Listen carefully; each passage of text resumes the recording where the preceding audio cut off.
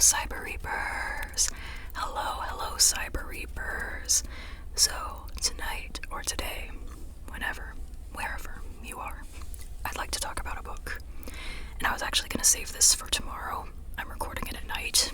I've been recording in the day more recently, but I was just talking with my dad about this book, and I got excited, so I feel like recording it now, so we're doing it now. And as a heads up warning, I've got my cat on the bed.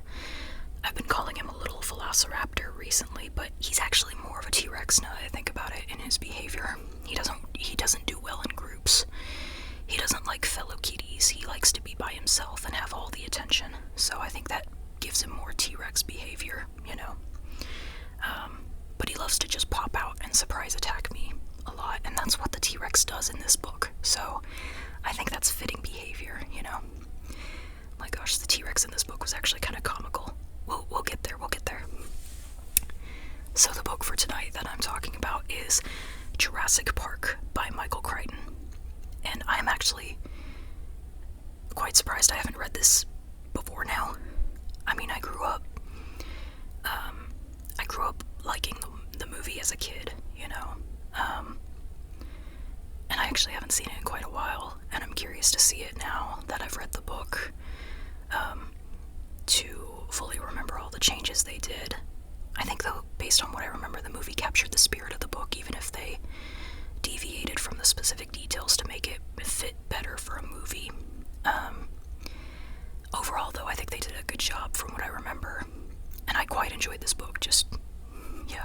We're gonna talk about all of it, or a lot of it. I don't know, maybe I'll miss something, but I'm very quite surprised I didn't read this before now, because it's a science fiction thriller. I wrote a science fiction thriller. I've been actively seeking science fiction thrillers because it's what I'm interested in writing, you know? I mean, it's one of the many things I'm interested in writing. And so this feels like a classic to me, you know, of that genre. So I just didn't read it for whatever reason before now. But yeah. And my dad said, Terminal Man and, what was it, Andromeda's Strain, is that it? A couple of other books by Michael Crichton were good too. He hasn't read Jurassic Park, but he's read those. But yeah, this is very much, I'm glad to have read it, you know. Recently I've been mostly reading books that are more so diversity focused, and I'll give you a heads up warning, this book isn't really that. It's, you know, there's like one female character of the main cast, and just, or at least as far as I remember, I don't know, maybe one of the park staff was also female, but I don't remember. But I do like how Ellie was written. Like, I do like that. But just, yeah, as a heads up, I wouldn't consider it part of, you know, very, very diverse, especially not of today's standards. But I think it still holds up fairly well, as a solid book, especially for all of the morals and lessons that are in it, and the philosophy and the dialogue and the just everything is really neat. And of course the dinosaur like attacks keep things exciting, but I was actually pleasantly surprised at just how much of it is like more based in the philosophy of things.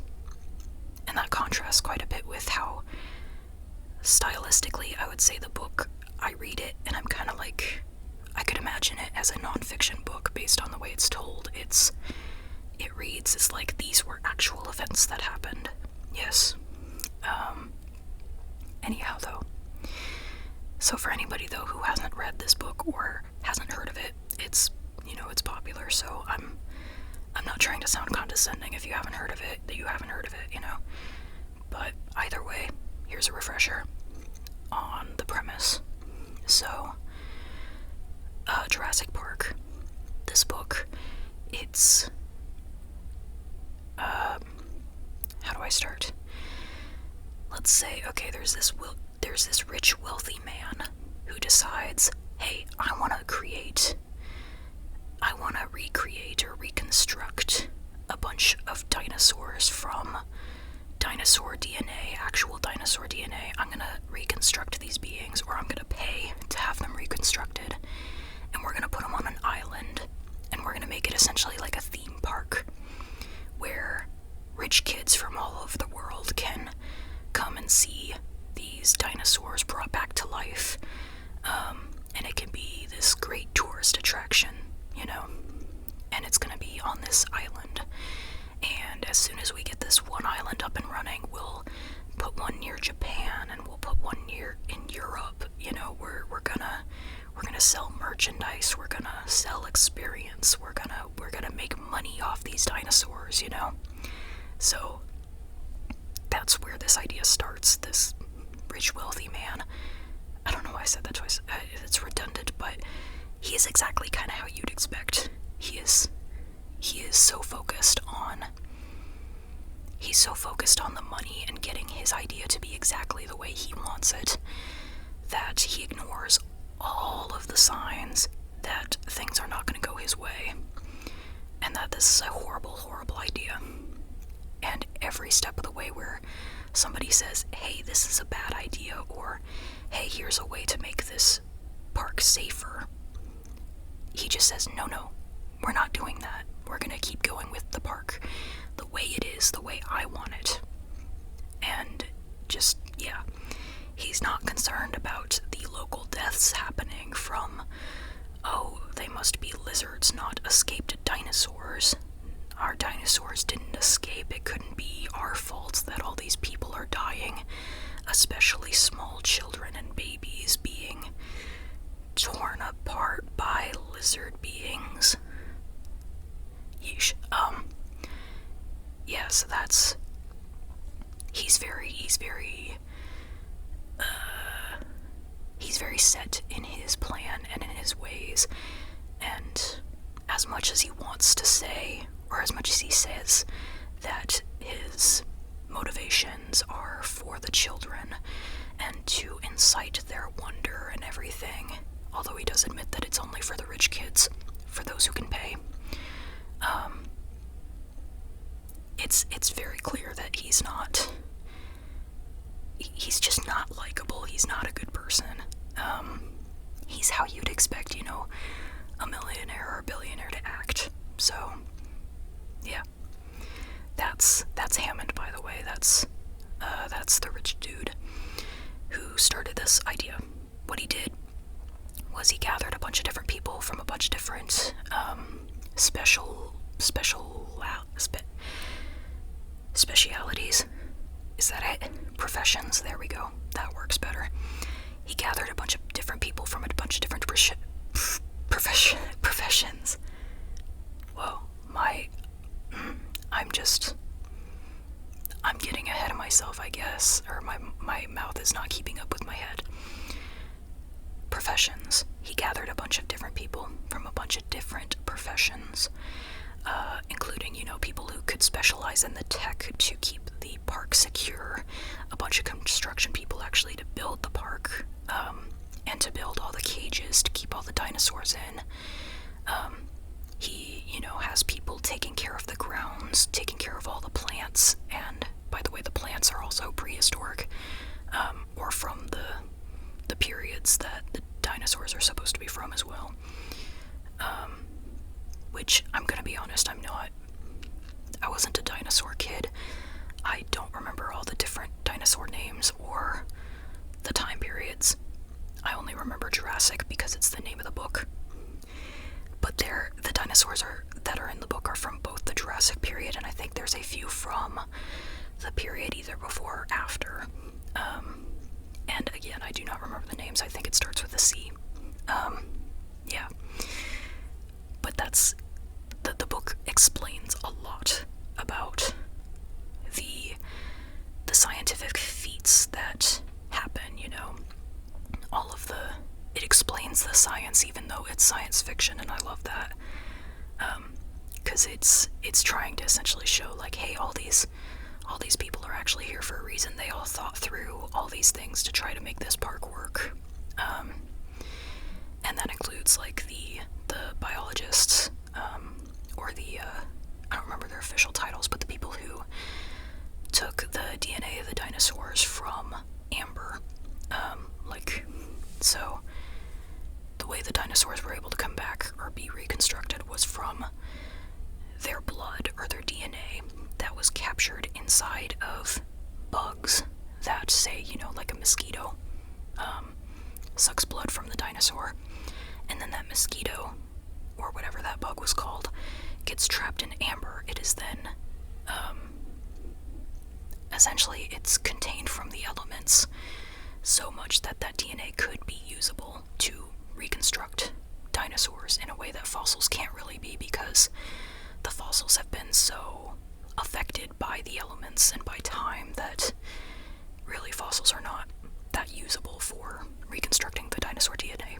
And the book goes into, like, detail on a lot of this, and I love how detailed it is on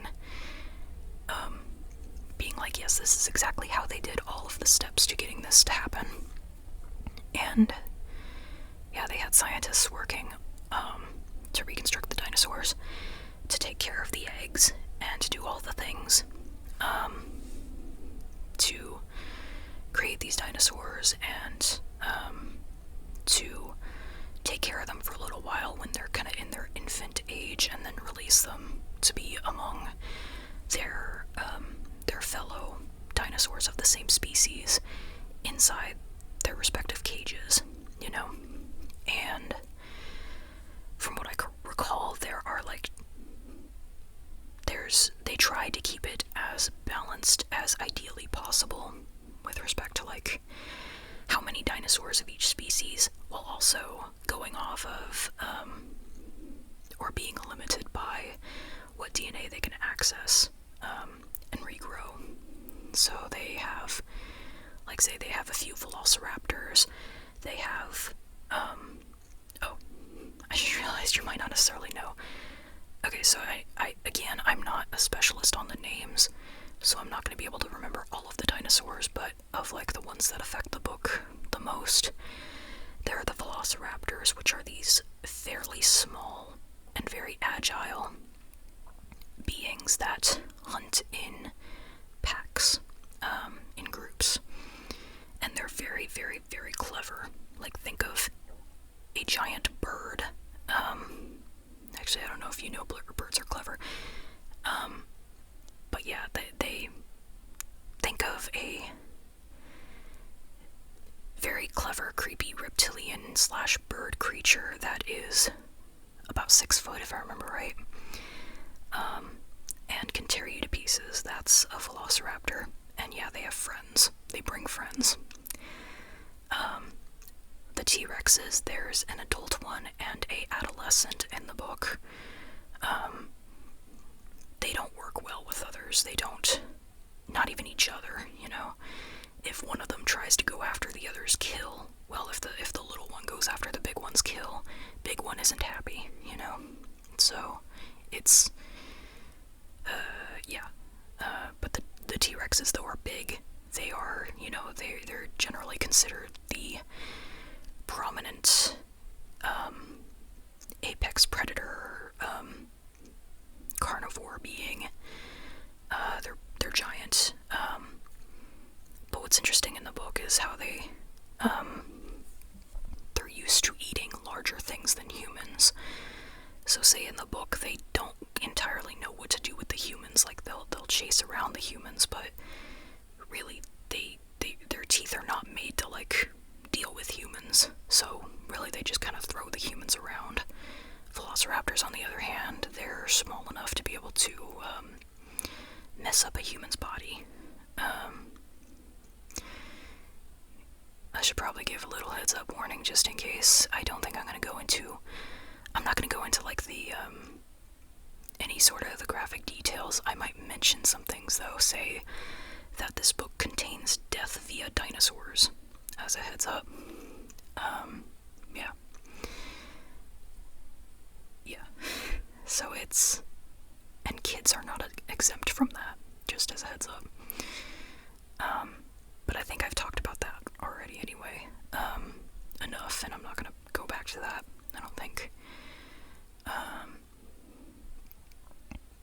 What else? So, there are different people that are brought in. I'm getting around through my explanation. There are different people that have come together to try to make this park happen. There are also people, though, who are consulted on this park. Say, for example, there's the lawyer who he doesn't really know what's going on with the park. He's just interested in hopefully making money and getting it to work and to be safe. And there's also the paleontologists, and I think Ellie, the woman scientist, I think she specializes in like a more biology sense, but also does, paleontology related stuff. And then Grant is one of the main characters. He's paleontology. I'm not going to go into all the names because really there were a lot of names. Yeah. I was able to generally keep up with, though, who was who. I think there was only a couple of characters I might have mixed up a little bit. But yeah, the book, though, after the park is, in its kind of final stages of getting ready, they plan on letting the public see the park in about a year. And so now they are working through, theoretically, the final glitches to work out. Really, though, the safety of the park is the main question of concern. Is it safe for people to even be there? The answer is no. But anyway, the Hammond, who's the rich guy, invites people to survey his island, and really what he wants is for them to marvel at it and go, oh wow, this is really amazing. This should work. What happens, though, is that he invites these people over, including the lawyer person, and including Grant and Ellie, who are the paleontologist people, and a mathematician who he consulted, Malcolm, that was his name, Ian Malcolm. I'll probably just call him by his last name, though. And also, Hammond happens to bring over, or invite over, 2 of his grandchildren, who are, like, below the age of 10 years old, if I remember right. Which is insane. He later explains that he really wanted to, like, convince the people on that trip of how wonderful the park was by, like, getting the kids there and for the people to see how the wonder on the kids' faces and stuff. But yeah, inviting children before the park is even deemed safe is crazy. Crazy behavior.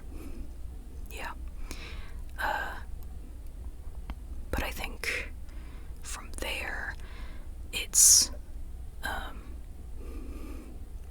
things would have gone south more likely than not without the computer technician person coming in and ruining everything. But his role in the story does point out a lot of things that are just wrong with capitalism and with greed and everything. So this technician, this IT guy, who helped set up all the coding to get the park to work, as in to operate the electric fences that keep the dinosaurs in their cages, and to operate all the security and everything of the entire island.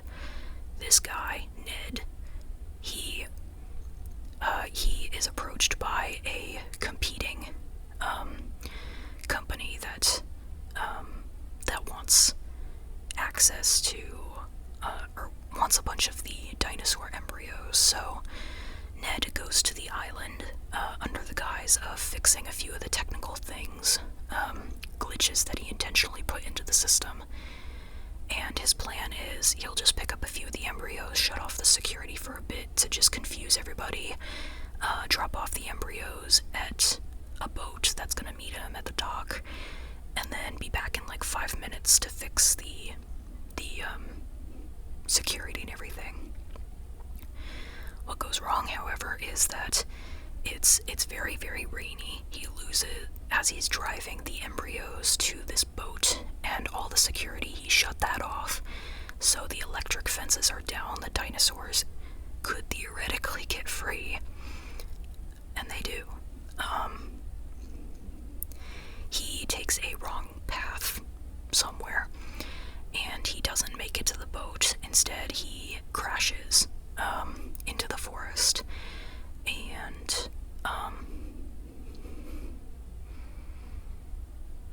let's just say the dinosaurs get him. That's the euphemism we'll use. The dinosaurs got him, and yeah, the dinosaurs got him. And so that leaves everybody else in this park with the security completely down, the electricity off, and just completely fried from this coating thing that Ned stuck in the coating, whatever. And nobody else understands how to fix it. And Ned is no longer in the picture. So he also happened to take the car that had the one weapon they had against the T-Rex. And the reason they didn't have more weapons was because Hammond was so concerned about the safety of the dinosaurs that he didn't let the park people have more weapons for taking care of the dinosaurs in case they ever became a problem. Because he was more concerned about the safety of the dinosaurs, these expensive recreated beings, than the people that were there trying to help him get the park running. And that's a running theme throughout the entire book. He does not care about the people. What do you know? This wealthy man does not care about people. Well, that's news. Anyway, sorry, so where was I? Ned went off, left everybody helpless. And guess what? The dinosaurs start getting out of the cages. They break through the cages. And whenever the electricity shut off, some of the people happen to be in this electric car thing. I think it's kind of like a trolley or train sort of system where it's only going to operate if the park's electricity is on. So the park's electricity is off. So that leaves Grant, who's the paleontologist person, plus the mathematician Malcolm, plus I think Ed is the name of, Ed, who, he was one of the park staff people, and then the two grandkids. That leaves them right outside the T-Rex's area. T-Rex figures out that the gate is no longer electric. T-Rex smashes through the gate and starts biting at the cars, and Ed and Malcolm run off. And what's particularly messed up about Ed running off is that he was in the car with the kids, so the two kids are just left by themselves. These kids that are like less than 10 years old, if I remember right. This brother and sister just in the car by themselves while a T-Rex is mauling it. So I think from there just things spiral out of control as everybody is trying to work together, but they can't communicate with each other because the electricity is shut off and the radios are like dispersed and somewhat working, but they're trying to communicate with each other to get the electricity restarted on the island so that they can secure the place. Not only that, but the, which group was it? One of the groups of people, as they're separated around the island, one of the groups notices that this boat is going off the island, this, regular shipment kind of a boat is leaving the island, and there's some velociraptors on that boat, and it's heading off to, where's it heading to? It's heading to a different place, regardless. So velociraptors are now going off to the rest of the world. And so that group that's Grant's group, I'm just gonna call it that. that includes like the grandchildren. Grant's group notices the velociraptors in that boat, and so they've got to go back to the main control room area place to tell everybody else and to get word out to that boat to turn around. So the main issue is just, keeping the dinosaurs contained on the island and staying alive while doing that. And that's what the weekend is of this book. Yeah, if I remember right, it's just about like 2 days. Most of the events of this book are within 2 days. And there's a decent amount of like exposition at the beginning talking about like dinosaurs off the island, kind of building up to the fact that this island had been created at all. But most of the action is what happens during those 2 days on the island when everybody's trying to get everything back under control. So, yeah. So that's what I'd call the premise, or at least it's kind of an extended premise. I talk a lot. But I think that's what you're getting into with this book, in terms of the plot. And there's a lot of dialogue and a lot of explanations and a lot of what else? Yeah, there's just a lot. I was not actually expecting this book to have so much dialogue and explanation behind it. It felt like it was explaining scientific concepts to me, and not just scientific, but also like mathematics and philosophy and things. I know I keep throwing around that word, but I just kept being so surprised that kept showing up. I was going, wow, I feel like I really understand all these concepts. I feel like a scientist, even though it's really just the book is really good at explaining. The writing is well done to walk you through all of the things that the characters are talking about. You can tell that there was a lot of research that was gone into this book, because it really felt plausible, and it really grounded the events to feel quite real, to where, like, if I'm being honest, I don't know which parts were necessarily made up as part of the science fiction and what parts were, based in current reality of how science works and stuff, Most of it I think I could tell, but there were some things that I was going, I don't know. Do people think dinosaurs did this? I don't know. But they also do kind of walk through some of that, though, from the paleontologist perspective, like Grant talking about, well, we thought that dinosaurs did these things based on, say, the bone structure of something or other, but it appears that they act in this way based on what I am seeing. So I think there are a decent amount of instances where the book goes out of its way to try to remind you, like, hey, this is science fiction, but it still feels very grounded, and I love that, because I felt very involved. I felt like, oh wow, yeah, I'm reading actual events, and I'm learning things. Yeah.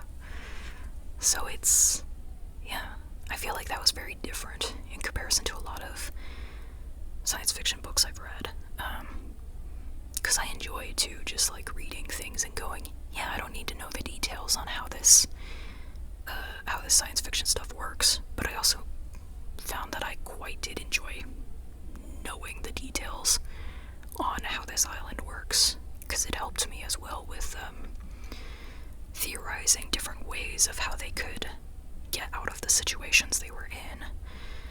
And the situations they were in were, like, they felt exciting. At the same time, sometimes they felt a little amusing. I will give a slight, well, no, I don't think that's a spoiler. Just the T-Rex's behavior was funny to me. Not the dinosaurs getting people part, but I'm talking about the euphemism that I made up. Not that part. That's not amusing. But the way that the T-Rex kept following the group that it was following, and just the way it would just pop in and out of places, when I didn't expect it, it made me laugh at least once. And I just, it's, because of course the dinosaur would show up there. Why wouldn't the dinosaur be just waiting for them there? Yeah, one time it was a page turn too that really got me, because just the comedic timing on that, I'm not sure that was necessarily meant to be comedic, but it was, because I just kept imagining that dinosaur just looking up and going, just looking up at them with mouth open or whatever, so I just found it amusing, the way that the adult T-Rex would show up. Yeah. I think the velociraptors were more scary, though, in the sense of how clever they were, the way that they could, the way they figured out when they were being set up. Like, they could figure out traps, and then they worked together to outdo the trap. Like, that was wild to read. The behavior of the dinosaurs, they all felt so unique to each species, and they really had a lot of character. I was quite intrigued reading how they were each depicted. Yeah. Okay, anything else I can say that isn't a spoiler?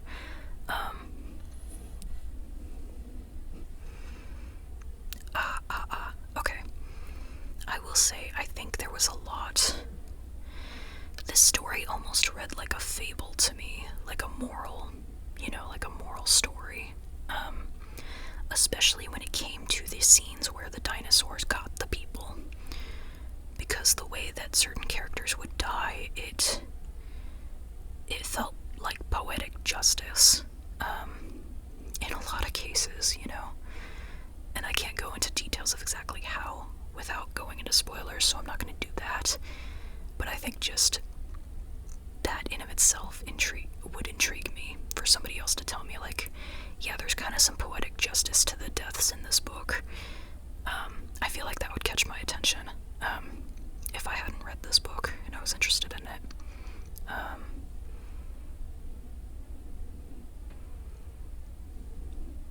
My cat is tired.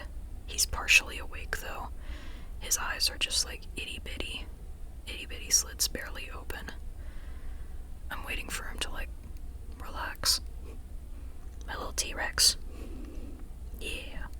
You even look like a T-Rex. Not really, he doesn't look like a T-Rex, actually. I have no idea how a T-Rex would look, now that I think about it. I'm not sure, have we figured out how T-Rexes actually look?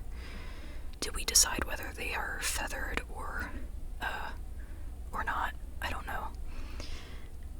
When I said you look like a T-Rex, referring to my cat, I actually just meant, like, his fur color looks kinda like the brown that's depicted on the T-Rex in the movie, Jurassic Park movie.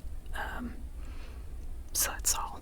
I don't think that's probably the start and end of his characteristics physically that make him look like a T-Rex. Yeah. So, I think there's also a lot of interesting foils in the book of characters. In particular, Hammond versus Malcolm, I think, is the main one. Hammond is the wealthy guy who funded the whole park, and Malcolm is the mathematician who, throughout the entire book, even while he's severely injured, he keeps going on about how he always knew this park wouldn't work because of this reason, and just going into mathematics ideas and stuff.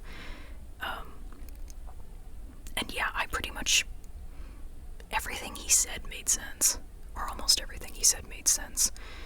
And I was going, yep.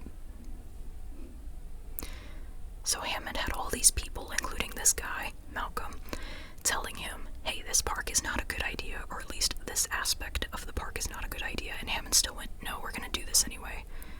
even one of the scientists actually was trying to make the dinosaurs more docile and less aggressive. But Hammond, the wealthy guy, said, no, that's not authentic. So Hammond would rather just have the dinosaurs, get people instead of making them more like a theme park, I guess, a theme park, attraction, I guess. Yeah. I don't know.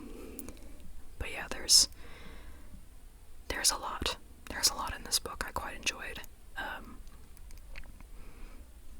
Yeah. I'm gonna go ahead and glance at my notes to make sure I'm covering what I want to cover. Academia, I forgot about that.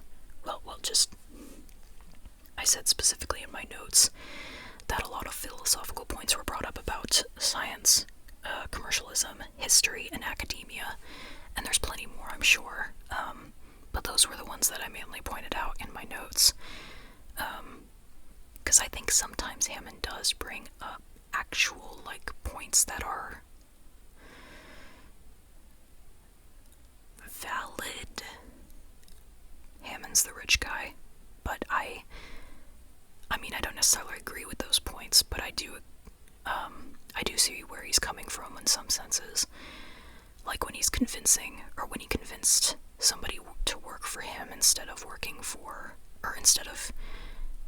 becoming like a tenured professor in academia. Hammond was saying you can't really get research done in academia in comparison to in a commercial environment, because in academia you have to go through all these, grants, proposals, things, and getting all that funding and getting all the permissions and stuff. And in commercial things, you don't need that, so come work with me so we can actually speed along the process of getting this done, and getting real change in the world of science. And he's right in the sense of, yeah, that's how academia works. It takes forever to get anything to happen. But at the same time, those systems are set up so that whatever happens in academia is ethical, or as ethical as possible, and, as safe as possible.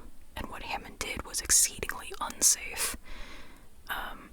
Yeah, sure, it sped along the process of doing scientific marvels such as recreating dinosaurs, but there was no safety check on him. There was nothing stopping him from doing it, or even hindering him.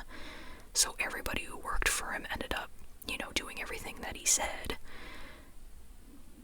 which means that, yeah, anything he wanted happened, or happened the way he wanted it. And if there's nothing stopping somebody from directing a project like that, there's no checks, no nothing, then yeah, something this unsafe definitely can happen. So I just found that interesting, the different sort of critiques on various aspects of science and scientific ventures and academia versus I guess capitalistic environments, corporation, academia versus corporation, maybe is that the word? But yeah, I'm pleasantly surprised at how much I enjoyed this book, and I still feel odd that I hadn't read it until now. I think again it's mostly because I've been focusing on newer books and trying to go for marginalized authors. But I've also there was something drawing me to this book recently. Oh, I remember why. It's because I had a book idea. I have a book idea that is semi-similar. It's definitely not a rip-off of Jurassic Park, but it deals with sort of the same sort of ideas of trying to control nature. and a lot of books have that, but I'm thinking of having it be kind of a historical, paranormal book, with a little bit of maybe science fiction in it, but more like the paranormal creatures are exploring science fiction, to try to contain or tame unruly nature, or create unruly nature and cage it in a way. I'm trying not to reveal much about the plot itself, but those are the aspects that I feel are that are pretty similar to what I had an understanding of Jurassic Park being. And so because I got kind of excited about that idea, I feel like I should read Jurassic Park first, because with When Truth Cowers, that's the book that I just released. Is it August? Okay, so last month I released When Truth Cowers, and that book, I had the initial idea for it, and I wrote about 30,000 words into it, about a third of the book, but I didn't quite have all of the story figured out yet. And then I watched Scream 6, the movie, and I got so much into that franchise that it really started showing in my book. And the book went from a science fiction, more so drama, to a science fiction thriller.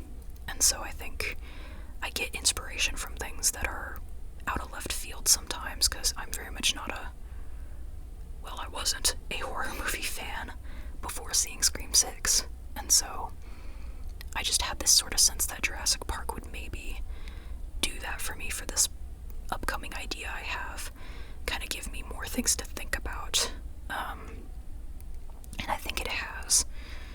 I'm intrigued to start writing that book at one point, and to see how similar or different it turns out.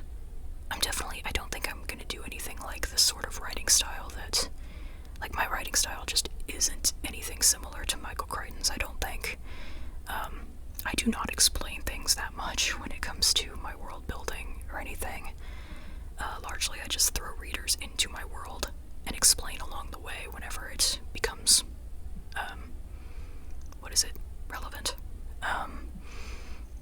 So that's quite a different style of writing. But I think this book will still affect how I view going into that story, at least. It gives me some things to think about. And of course, there's the second book. I've already put I put a request for a library book of that. The Lost World, I believe it's titled.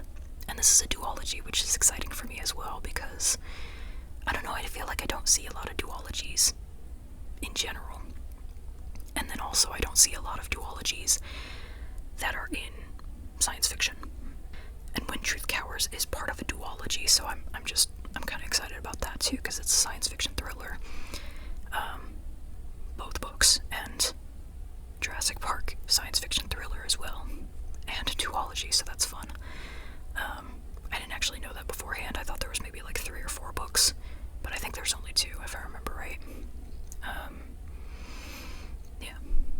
So I'm looking forward to the second book, and yeah. I hope, though, that this kind of gives a little bit of insight of, like, ideas on the book that maybe you haven't heard about necessarily, or haven't been talked about super much in relation to the book, because I think, for me, my impression of this book was very much just scary dinosaurs getting people, you know? But it wasn't nearly as... I think the focus was a lot more on the ideas in the book more than the thrilling, exciting events. I do think it was a exciting book, but I think my expectations going in were, I was thinking that it would be more about the life or deathness when dealing with the dinosaurs, rather than the theoretical ideas of messing with science and nature. So I think hopefully that kind of maybe reframes your mindset a little bit, if your mindset was like mine going into the book and thinking,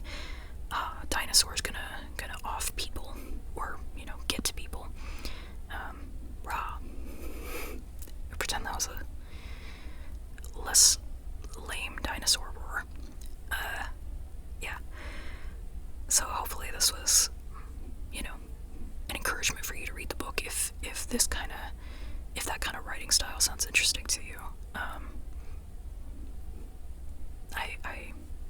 I encourage it. And yeah, I think that's maybe all I have to say about that. Yeah. Alright. So, thank you so much for listening. You're an awesome listener. And I think I'll let you go ahead and go to wherever you're going next. Or if you're staying right where you are, that's also perfectly fine.